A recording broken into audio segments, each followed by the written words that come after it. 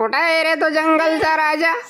तुझ्या माईला तुझ्या हे कुत्र्या, मस्ती आली काय तुला?